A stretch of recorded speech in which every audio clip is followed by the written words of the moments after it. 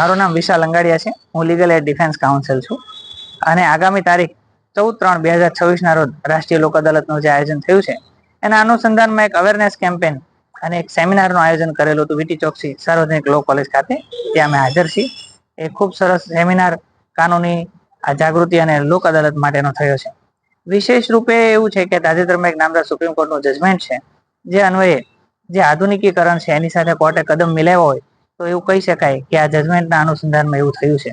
જેવી રીતે કોઈ આરોપીનો ચેક રિટર્ન થયો હોય અને એને સમન્સ છે નામદાર કોર્ટ તરફથી અને એને હાજર થવાનું ફરમાન થયું હોય તો એના અંદર એ વ્યક્તિને એમ થાય કે મારે હાજર થવું નથી અને આ કેસનો મારે સમાધાન રાહે નિકાલ કરી દેવો છે, ખરેખર શરત ચૂકથી કે કોઈ પણ રીતે ચેક રિટર્ન થઈ ગયો છે, તો એ સમન્સની અંદર QR કોડ હશે અને એ ખોલીને એના અંદર એ પેમેન્ટ કરી શકશે અને પેમેન્ટ કરશે પછી આપોઆપ લોક અદાલતમાં એના કેસનો નિકાલ થઈ જશે. એટલે એને કોર્ટના ધક્કા ખાવાની કે વિશેષ કોઈ જોગવાઈ કે પ્રોસિજરમાં ઉતરવાની કોઈ જરૂરિયાત રહેશે નહીં. એટલે આ એક નવી વસ્તુ છે અને એનાથી લોકોને ખૂબ ફાયદો થવાનો છે.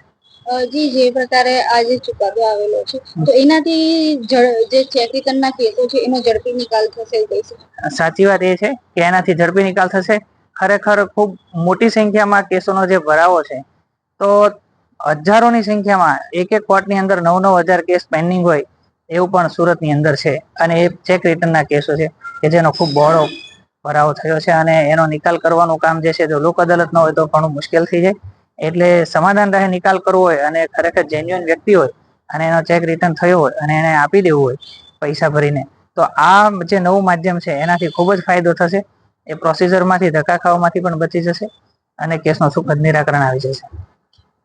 આજના લોક અદાલતના જે પ્રચાર પ્રસારનું માધ્યમ તરીકે અવેરનેસનો કાર્યક્રમ હતો, જેમાં મુખ્ય વક્તા તરીકે સુરતના SP મહેતા સાહેબ, એડિશનલ ડિસ્ટ્રિક્ટ સેશન જજ, પછી SS પરીખ સાહેબ કે જે એડિશનલ સિનિયર સિવિલ જજ છે, અને સાથે સાથે દિયા જોશી સાહેબ કે જે ફૂલ ટાઈમ સેક્રેટરી અને સિનિયર સિવિલ જજ છે, તેમને સેવા આપી હતી અને એમને વિદ્યાર્થીઓ સાથે ખૂબ નજીકથી ઇન્ટરેક્શન કરેલું હતું અને એને કારણે આ લોક અદાલતનો કાર્યક્રમ સફળ થયો હતો.